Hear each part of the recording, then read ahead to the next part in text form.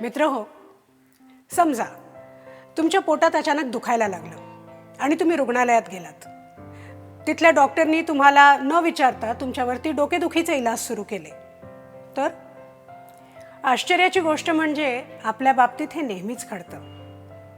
जेव्हा राजकीय पक्ष आपला जाहीरनामा किंवा मॅनिफेस्टो तयार करतात, तेव्हा आपल्याला थोडे विचारलं जातं की आपले प्रॉब्लेम्स काय आहेत. उलट आपल्याला सांगितलं जातं की त्यांच्या दृष्टिकोनातून आपल्या कोणत्या समस्या आहेत ज्याचं ते निवारण करणार आहेत त्यांच्या आवाक्यानुसार.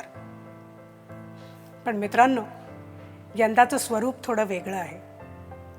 शासनामध्ये ट्रान्सपरन्सी म्हणजे पारदर्शिता अत्यंत गरजेची आहे, हे धोरण मनाशी बाळगून आपल्या महाराष्ट्राचे माननीय मुख्यमंत्री श्री देवेंद्र फडणवीसजी यांनी एक क्रांतिकारी पाऊल उचललं आहे.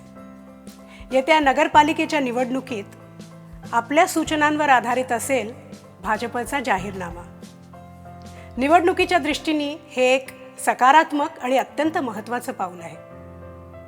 आपल्या दैनंदिन जीवनात ज्या गोष्टीशी आपण निगडीत असतो त्या म्हणजे आपल्या घराची गल्ली, तिथला पार्क, आपला रस्ता, त्या रस्त्यावरचे सिग्नल, आपल्या शहराची वाहतूक, तिथली सिक्युरिटी, पाणी पुरवठा, रस्त्यावरचे खाचखळगे, आपलं बर्थ सर्टिफिकेट, लग्नाचं सर्टिफिकेट, डोमिसाईल, अशा अनेक गोष्टींचा थेट संबंध म्युनिसिपल कॉर्पोरेशनशी असतो.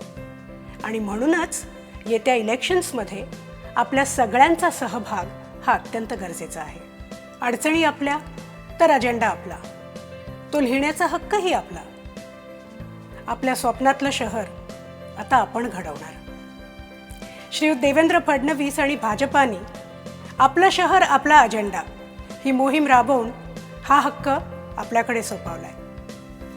तर चला पाठवूया आपल्या अपेक्षा, आपल्या आशा, आपल्या अजेंडाज आपल्या मुख्यमंत्र्यांना आणि आपण स्वतः लिहूया आपला जाहीरनामा.